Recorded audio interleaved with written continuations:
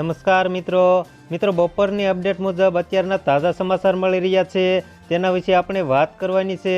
વરસાદને લઈને શું આગાહી કરવામાં આવી છે તેના વિશે સંપૂર્ણ વાત કરવાની છે। તો મિત્રો વિડીયોને લાઇક કરી દો અને ચેનલમાં નવા હો તો લાલ કલરનું સબસ્ક્રાઇબ બટન દબાવીને ચેનલને સબસ્ક્રાઇબ કરી લો। તો ચાલો મિત્રો આપણે આજનો વિડીયો શરૂ કરીએ।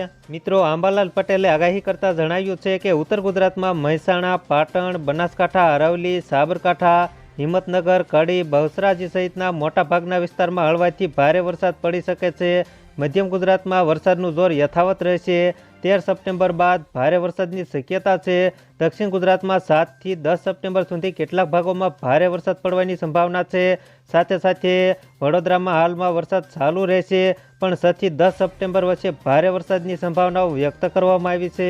મિત્રો, હવામાન વિભાગની આગાહી પ્રમાણે આપણે વાત કરીએ તો હજુ પણ આગામી 2 દિવસ સૌરાષ્ટ્ર, કચ્છ અને દક્ષિણ ગુજરાતમાં ભારેથી અતિભારે વરસાદની હવામાન વિભાગે આગાહી કરી છે। મિત્રો, 3 સિસ્ટમ સક્રિય થવાથી આગામી 2 દિવસ ધોધમાર વરસાદ વરસી શકે છે, જેમાં એક સિસ્ટમ પોરબંદર, સુરત થઈને જલગાંવ, મછીપટ્ટનમ થઈને બંગાળની ખાડી સુધી ચોમાસુ ટ્રફ થઈ રહ્યું છે, તો બીજી સિસ્ટમ દક્ષિણ ગુજરાત પર સાયક્લોનિક સર્ક્યુલેશન જે દક્ષિણ પશ્ચિમ તરફ એટલે કે સૌરાષ્ટ્ર તરફ ખસી રહ્યું છે, તો ત્રીજી સિસ્ટમ હવામાન ચક્રકાર ગતિથી દક્ષિણ ગુજરાત અને આસપાસના ઉત્તર પ્રદેશ અને રાજસ્થાન પર હવાનું નીચું દબાણ સર્જાયું હોવાથી રાજ્યમાં ધોધમાર વરસાદની હવામાન વિભાગે આગાહી કરી છે।